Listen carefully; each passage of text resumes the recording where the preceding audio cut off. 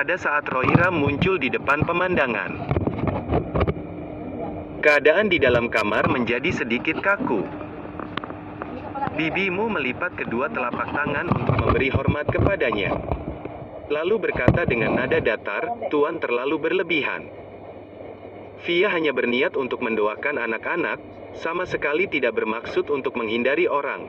Apabila Tuan ada perlu, tentu saja boleh langsung memerintahkan dan memanggilku." "Via, kita jadi suami istri juga telah bertahun-tahun, mesti memerintah juga ya apabila ingin bertemu denganmu?" Roira tersenyum pahit. Setelah itu tatapan Roira melekat pada Vero yang berada di samping, tatapan matanya juga berubah lembut dalam seketika. "Ini tarot ya? Waktu memang cepat berlalu. Pada tahun itu dia masih hanya seorang bayi yang berada di dalam pelukanmu. Sekarang telah bertumbuh dengan cantik dan elegan dan bahkan begitu mirip dengan Rara, bagaikan hasil menjiplak langsung. Apabila pada sebelumnya, Desta tidak akan merasa aneh apabila mendengar hal ini. Namun pada saat ini, dia malahan ada rasa merinding. Rara adalah anak dari Roira bersama istri pertamanya, lalu ayah kandungnya Vero sebenarnya bukan Roira. Jadi mengapa Vero malah begitu mirip dengan Rara? Mengapa bisa mirip bagaikan saudara kembar? Hubungan darah di antaranya sama sekali tidak nyambung." Vero juga memperlihatkan ekspresi kaget, namun dia tidak berbicara apapun dan hanya terus menatap bibimu, seolah-olah ingin mendapatkan penjelasan dari bibimu. Namun jelas sekali, bibimu tidak bermaksud menjelaskannya di saat ini. Setelah itu bibimu hanya berkata dengan datar, "Tuan, Anda juga sudah bertemu dengan Rara, kalau tidak ada keperluan lainnya lagi, silakan pergi saja." Reaksi wajah Roira menjadi seram setelah mendengar kata-kata bibimu. Namun dia menyimpan reaksi tersebut dengan cepat dan memperlihatkan sebuah senyuman. "Via, kelihatannya kamu masih berprasangka buruk terhadapku. Kejadian di tahun itu, aku sudah menjelaskan semuanya padamu, namun mengapa kamu tetap saja tidak ingin percaya padaku?" Pada kali ini bibimu tidak menjawabnya lagi, malahan melipat tangannya dan berbisik, "Amitabha." Roira mengelus sinis, lalu berbalik badan dan pergi meninggalkan halaman tersebut. "Bibimu, kamu masih ada sesuatu yang belum kasih tahu aku ya?" Vero berjalan ke sisi bibimu, nada bicaranya penuh dengan rasa penasaran. Meskipun Rara juga merasa penasaran terhadap alasan di antara berbagai kejadian ini. Namun sejak saat kecilnya, ibunya telah memperingatkan dirinya agar jangan banyak bertanya, sehingga dia terus menyimpan pertanyaan tersebut di dalam hatinya. Saat ini rasa penasaran tersebut mulai muncul kembali di dalam benaknya, sehingga dia juga semakin penasaran terhadap kenyataan yang terjadi. Bibimu mengeluh nafas, lalu menatap tiga anak muda di hadapannya dan berkata, "Kalian bertiga ke sini dulu, aku akan memberitahukan kenyataan yang ingin diketahui kalian." Setelah selesai berkata, bibimu berbalik badan dan berjalan ke arah sebuah kamar yang tertutup. Mereka bertiga juga buru-buru mengikutinya. Setelah masuk ke dalam kamar, bibimu menyalakan lilin yang berada di kamar. Cahaya yang lemah mulai menyebar ke seluruh ruangan. Kamar tersebut perlahan-lahan menjadi terang. Tatapan Desta melirik ke seluruh sisi ruangan. Setelah itu langsung tertarik oleh sebuah lukisan yang bergantung di dinding. Lukisan tersebut tidak dapat diketahui jangka waktunya. Namun apabila memperhatikan jejaknya, setidaknya telah melalui sejarah ribuan tahun, akan tetapi sisi lukisan tersebut malahan sangat rapi dan baru, sama sekali tidak ada jejak robek atau rusak. Lukisan ini hanya sekedar digantung pada dinding dan tidak terlalu dirawatnya, namun dapat mempertahankan kondisinya yang bagaikan lukisan baru, rasanya memang menakjubkan sekali. Sementara isi dari lukisan tersebut adalah seekor phoenix api yang bangkit kembali di dalam api yang membara, sepasang sayapnya yang dikelilingi api telah menutupi langit dan matahari. Meskipun hanya sekedar mata Phoenix yang dilukis. Rupanya begitu. Akhirnya Desta mereka mengerti juga mengapa meskipun Rarara dan Vero bukan saudara kandung, tetapi masih begitu mirip dan bahkan memiliki kemampuan yang sama. Kalau begitu, apakah bisa dikatakan kalau sebenarnya aku adalah anaknya bibi kedua? Sementara ibu kandungku hanya sekedar sebagai ibu pengganti saja ya? Rarara berpikir panjang dan tidak bisa bertahan untuk bertanya. Bisa juga dibilang begitu. Bibimu ragu sejenak. Lalu berkata lagi, darah keturunan orang hibrid sangat kuat. Ketika darahku meresap di dalam tubuh ibumu, sebenarnya sudah membunuh dirimu yang sebenarnya dan menggantikannya dengan dirimu yang saat ini, tidak ada salahnya juga kalau bilang kamu adalah anakku. Ternyata memang begitu. Reaksi wajah Rarara sedikit tidak nyaman, lalu tersenyum paksa dan berbisik sendiri. Sebenarnya pada dulunya, dia sudah memiliki rasa kedekatan dari batin dalam menghadapi bibimu. Dia juga tidak tahu mengapa demikian, sehingga apabila tidak ada pekerjaan, dia suka berkunjung ke dalam pegunungan untuk mencari bibimu yang sedang meditasi di sana. Sementara pada keadaan biasanya, bibimu yang tidak mau bertemu dengan siapapun ini, tatapannya juga akan menampakkan jejak tidak berdaya dan kasih sayang ketika menghadapi Rarara.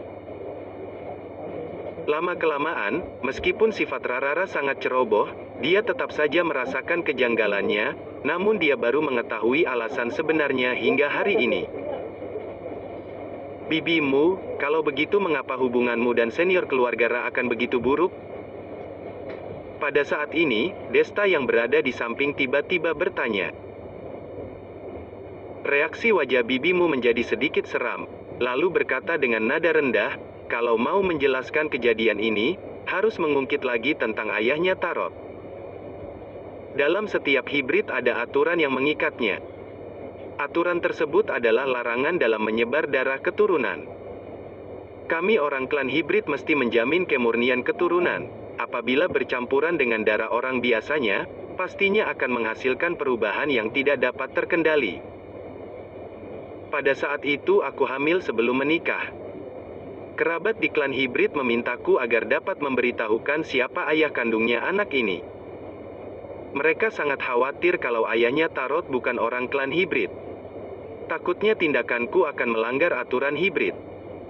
Namun aku sudah berjanji kepada ayahnya Tarot bahwa aku tidak akan mengungkapkan identitasnya di dalam keadaan apapun, makanya aku tidak pernah mengungkapkan identitasnya. Hibrid yang tidak berdaya akhirnya hanya bisa mengasingkanku. Setelah itu aku sudah menjadi targetnya Judge Dredd. Tetapi lucunya organisasi pengadilan di Old Town ini juga hanya sekedar sekumpulan orang yang terjerumus dalam keserakahan. Tujuan mereka menangkapku, paling juga dikarenakan ingin mengambil darahku, lalu menginginkan kemampuan menakjubkan yang hanya boleh dimiliki oleh klan hibrid. Setelah itu sudut bibir bibimu menarik sebuah senyuman sindiran, jelasnya merasa menjijikkan terhadap kebijakan yang dijunjung oleh Judge Dredd. Setelah itu bibimu lanjut berkata, apabila pada waktu biasanya, aku sama sekali tidak takut terhadap Judge Dredd, dikarenakan orang klan hibrid memang sudah memiliki kemampuan menakjubkan yang tidak diketahui manusia biasanya. Namun pada saat mengandung Tarot, kemampuanku menurun drastis.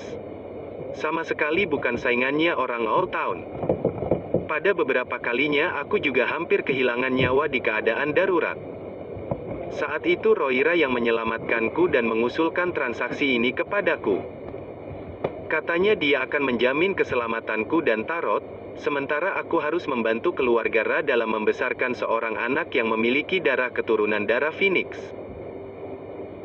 Pada awalnya aku menolak usulan tersebut, aku merasa tingkah lakunya tidak jauh berbeda dengan Judge Dredd, sehingga terus mengabaikannya.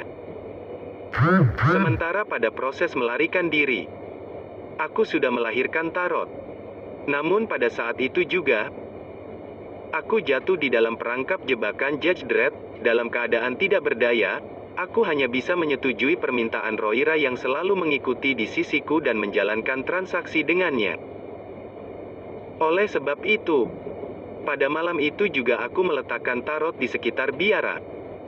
Sedangkan aku dan Roira sama-sama mengalihkan perhatian orang Judge Dredd.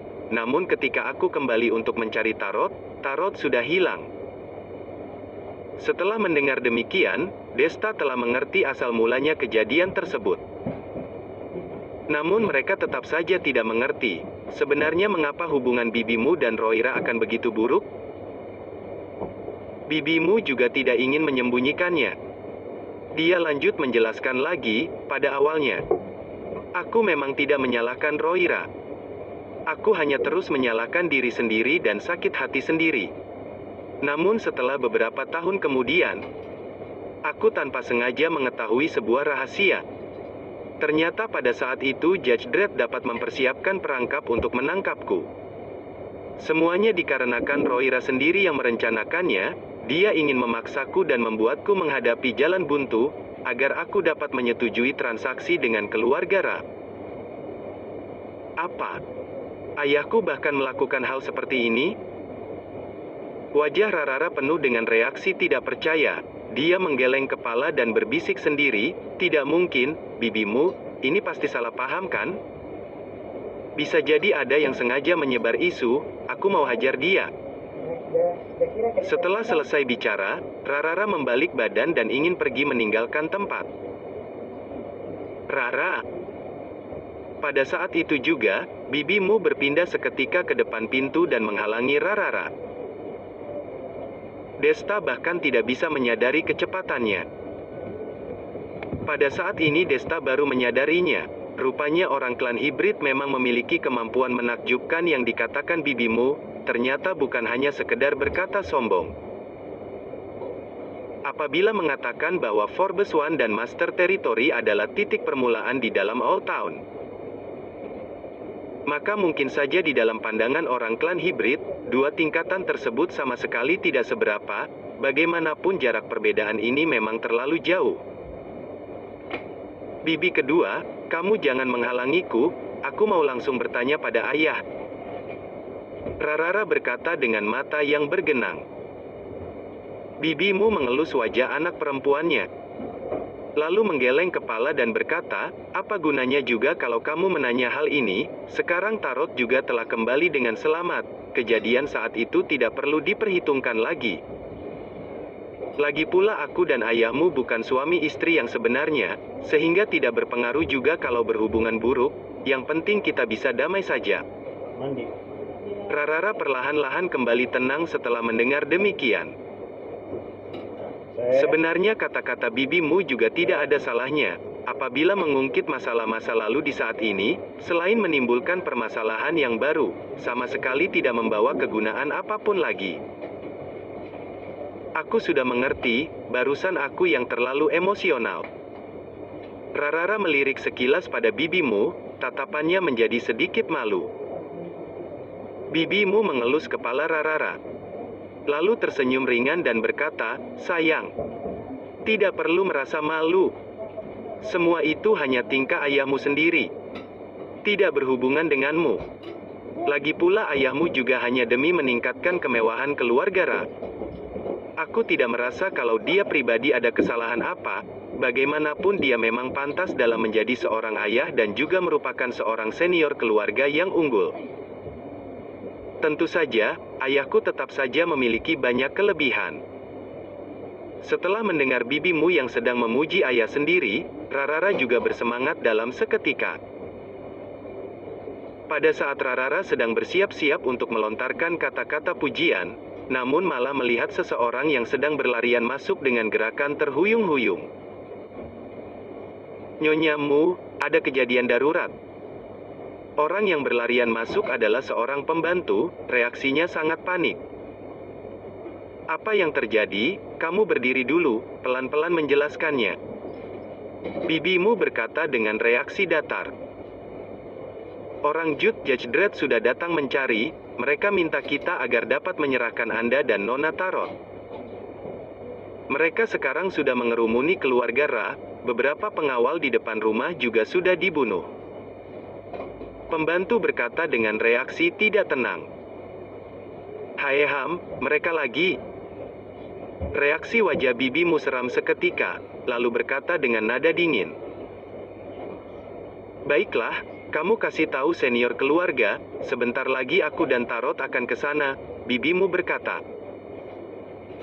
Pembantu mengangguk dan langsung meninggalkan tempat. Setelah itu bibimu kembali ke kamarnya sendiri untuk mengganti baju di tubuhnya. Setelah muncul kembali di hadapan Desta mereka, seluruh reaksi dan aura tubuhnya telah berubah total, dengan kuas, namun menebar sebuah kesan nyata yang tidak dapat dijelaskan. Seolah-olah pada detik selanjutnya, Phoenix api tersebut akan terbang keluar dari lukisan ini.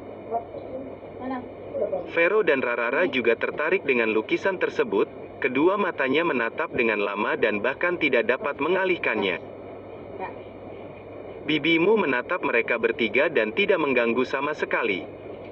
Beberapa saat kemudian, setelah melihat mereka bertiga telah sadar dalam menghayati lukisan tersebut, bibimu baru berkata, kalian bertiga dengar baik-baik.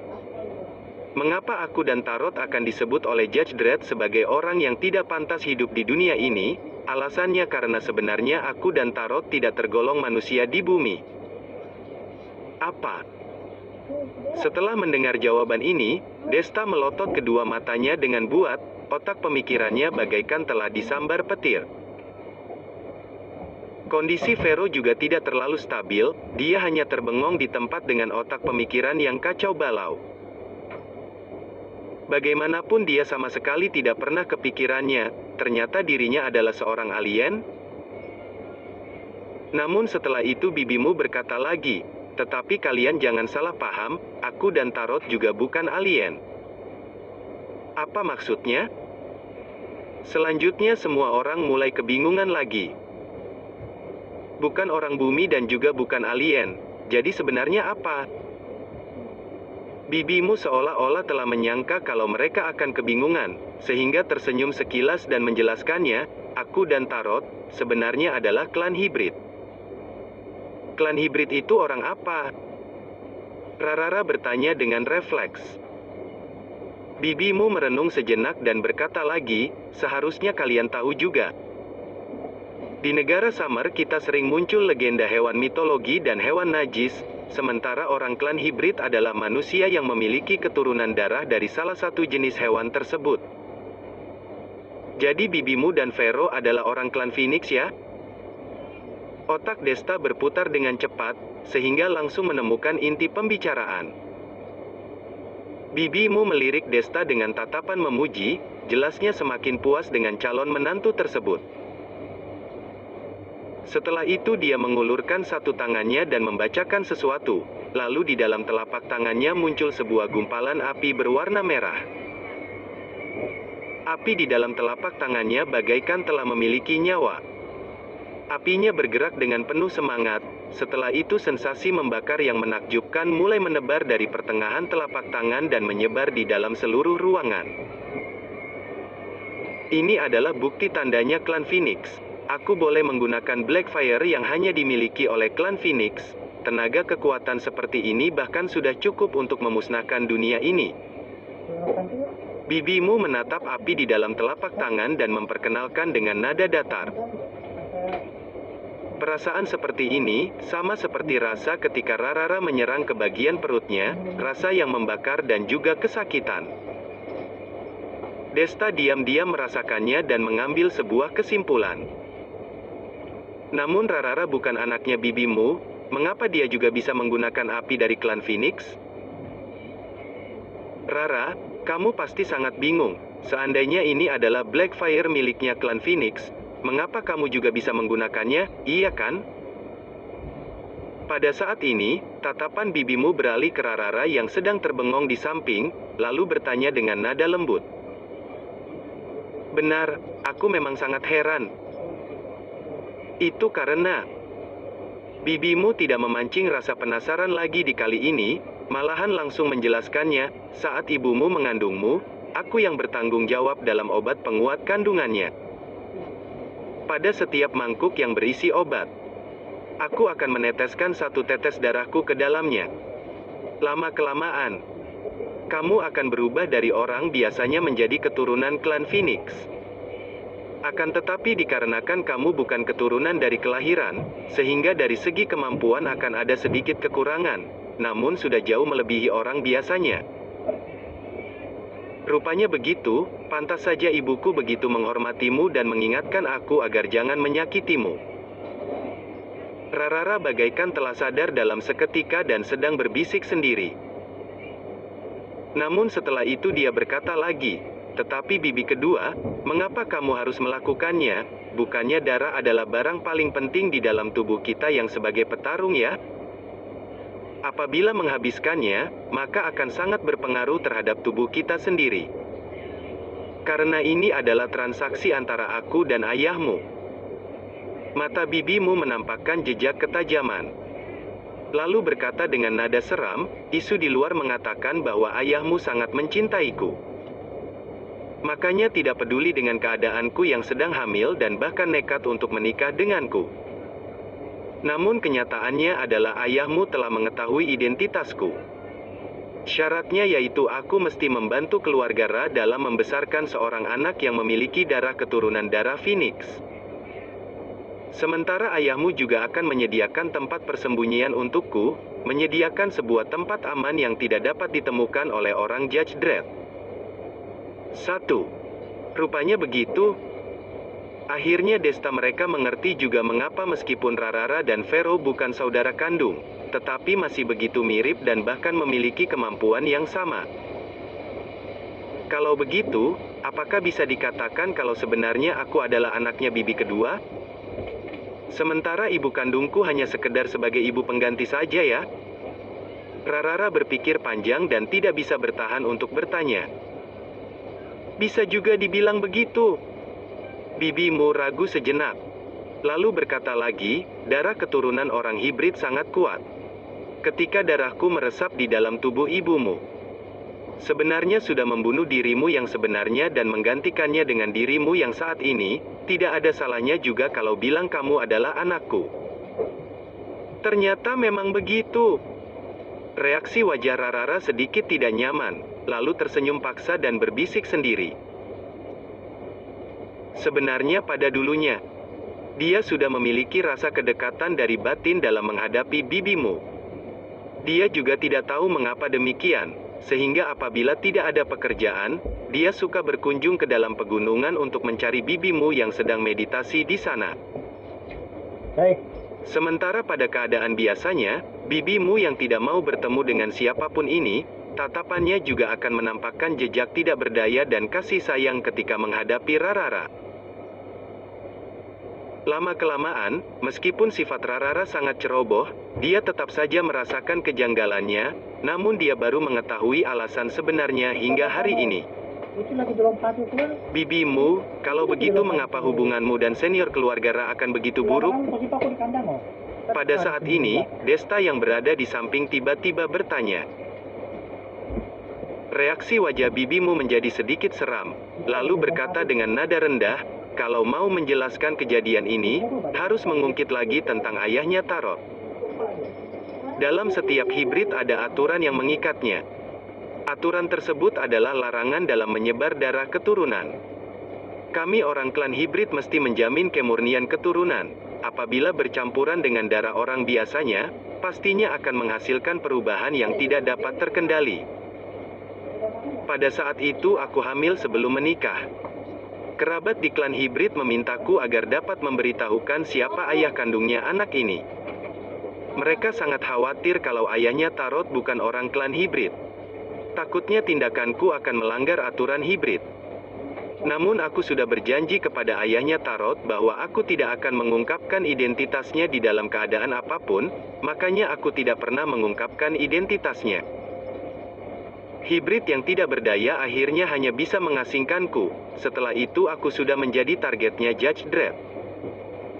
Tetapi lucunya organisasi pengadilan di Old Town ini juga hanya sekedar sekumpulan orang yang terjerumus dalam keserakahan. Tujuan mereka menangkapku, paling juga dikarenakan ingin mengambil darahku, lalu menginginkan kemampuan menakjubkan yang hanya boleh dimiliki oleh klan hibrid.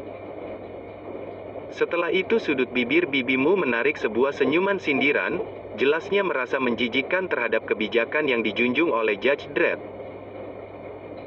Setelah itu bibimu lanjut berkata, apabila pada waktu biasanya, aku sama sekali tidak takut terhadap Judge Dredd, dikarenakan orang klan hibrid memang sudah memiliki kemampuan menakjubkan yang tidak diketahui manusia biasanya.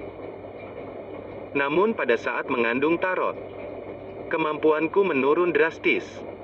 Sama sekali bukan saingannya orang Old Town. Pada beberapa kalinya aku juga hampir kehilangan nyawa di keadaan darurat. Saat itu Roira yang menyelamatkanku dan mengusulkan transaksi ini kepadaku. Katanya dia akan menjamin keselamatanku dan Tarot, sementara aku harus membantu keluarga Ra dalam membesarkan seorang anak yang memiliki darah keturunan darah Phoenix. Pada awalnya aku menolak usulan tersebut, aku merasa tingkah lakunya tidak jauh berbeda dengan Judge Dredd, sehingga terus mengabaikannya. Sementara pada proses melarikan diri, aku sudah melahirkan Tarot.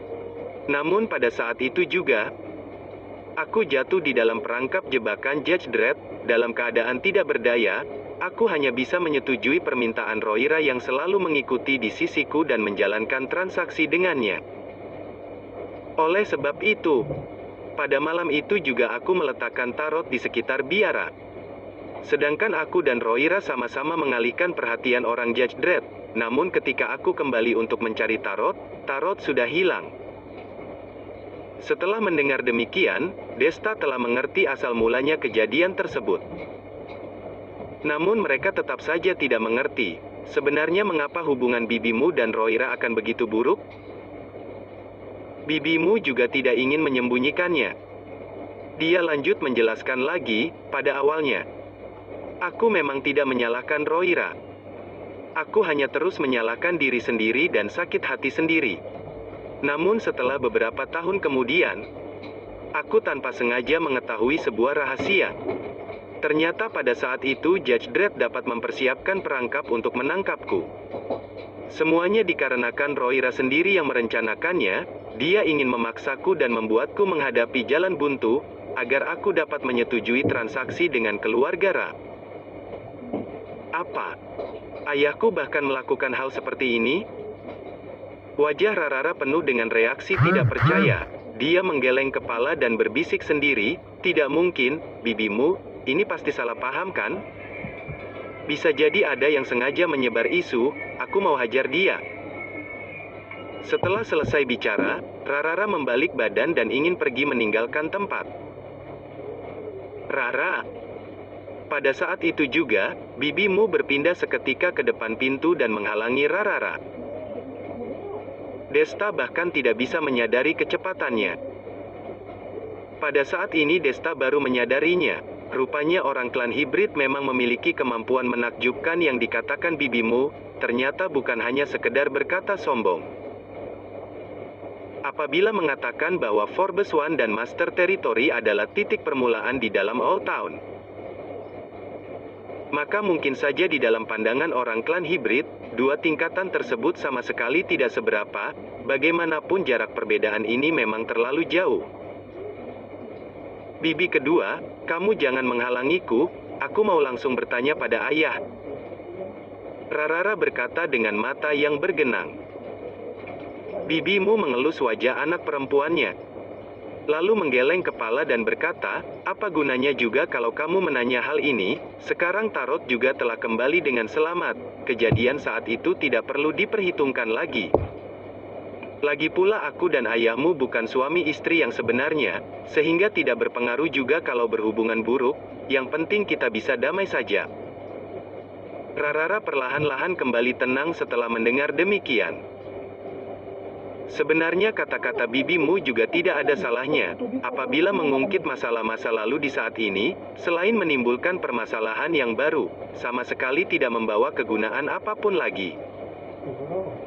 Aku sudah mengerti, barusan aku yang terlalu emosional. Rarara melirik sekilas pada bibimu, tatapannya menjadi sedikit malu. Bibimu mengelus kepala Rarara, lalu tersenyum ringan dan berkata, sayang. Tidak perlu merasa malu. Semua itu hanya tingkah ayahmu sendiri. Tidak berhubungan denganmu. Lagi pula ayahmu juga hanya demi meningkatkan kemewahan keluarga Ra.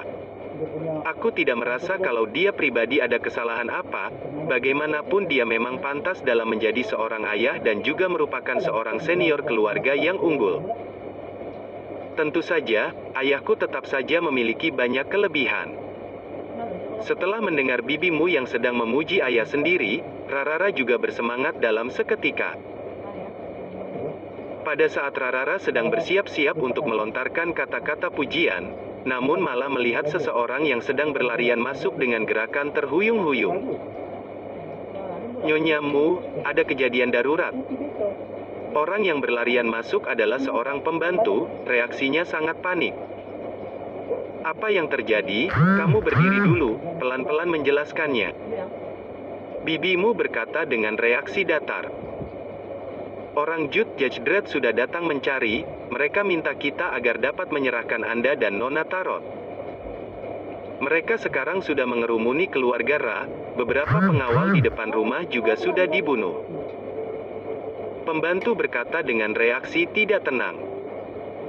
Hai Ham, mereka lagi. Reaksi wajah bibimu seram seketika, lalu berkata dengan nada dingin. Baiklah, kamu kasih tahu senior keluarga, sebentar lagi aku dan Tarot akan ke sana, bibimu berkata. Pembantu mengangguk dan langsung meninggalkan tempat. Setelah itu bibimu kembali ke kamarnya sendiri untuk mengganti baju di tubuhnya. Setelah muncul kembali di hadapan Desta mereka, seluruh reaksi dan aura tubuhnya telah berubah total. 2. Jika bibimu yang dulu adalah seorang sesepuh yang ramah, maka dia yang sekarang terlihat sangat dingin dan ganas. Ayo, pergi bersamaku temui para brengsek yang tak tahu diri ini. Dulu sebelum Tarot kembali kepadaku. Aku tidak ingin banyak berurusan dengan Judge Dredd, tapi sekarang Tarot sudah kembali ke sisiku dan mereka masih berani datang cari masalah. Emang dikira aku enak dibully apa? Begitu suaranya terhenti, bibimu duluan melangkah pergi. Desta dan 2 orang lainnya segera mengikuti. Setelah datang ke ruang aula keluarga Ra, pengurus-pengurusnya sudah berkumpul di sana. Roira tetap duduk di posisi paling tengah, menampilkan status dirinya sebagai pemimpin dari keluarga Ra. Ketika bibimu membawa Desta dan 2 orang lainnya sampai, yang awalnya ruang aula penuh dengan suara perbincangan dalam sekejap terdiam sepi. Via, kalian akhirnya datang juga, silakan duduk. Roira berdiri menyambut berkata kepada bibimu. Bibimu melambaikan tangannya dan langsung berkata, Roira, kamu jangan bikin rumit.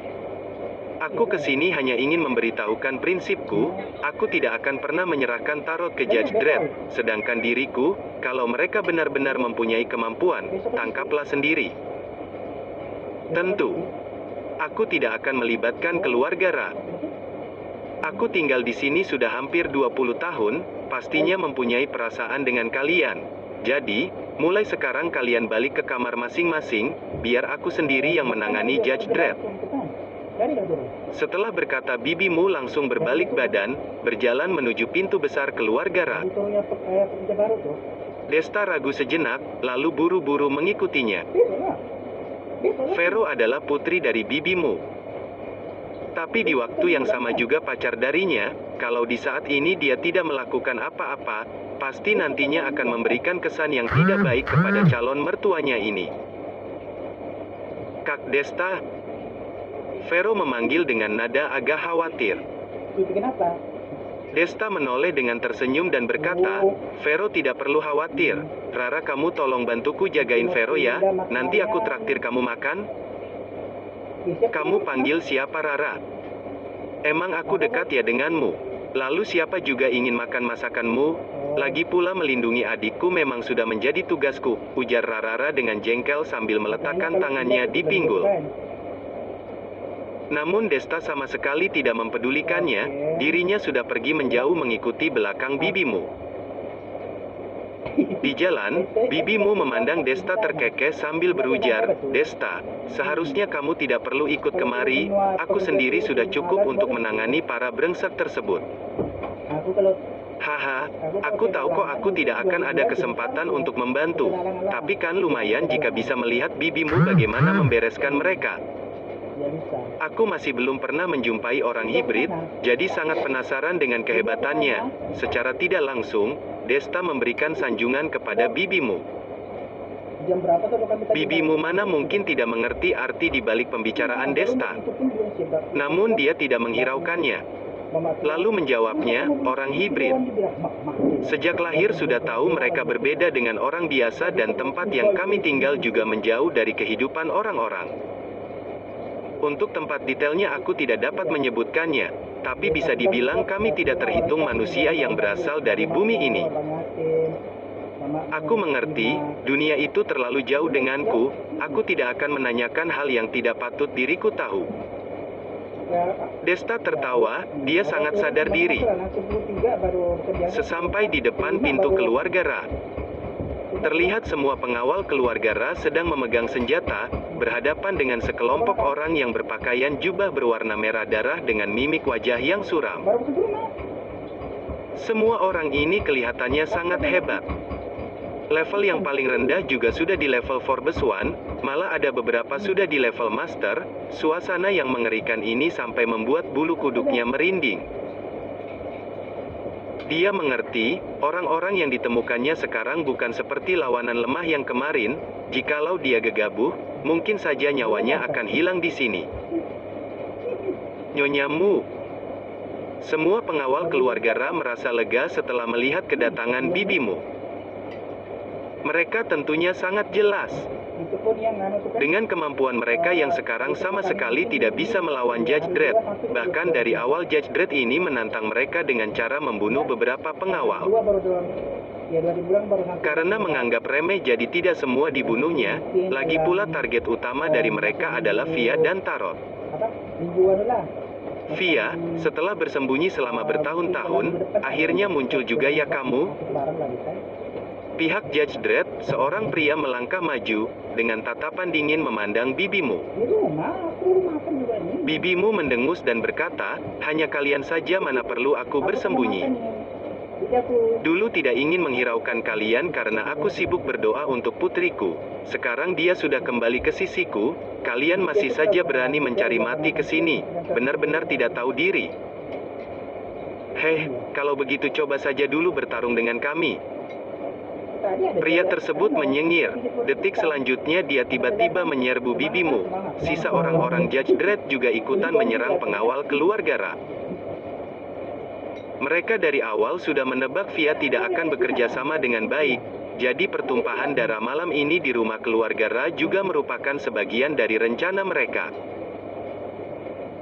Desta, kamu hati-hati, tunggu aku selesaikan orang ini, barulah aku membantumu. Bibimu tersenyum kepada Desta, lalu berubah menjadi hembusan angin yang kuat, bertarung dengan pemimpin dari Judge Dredd.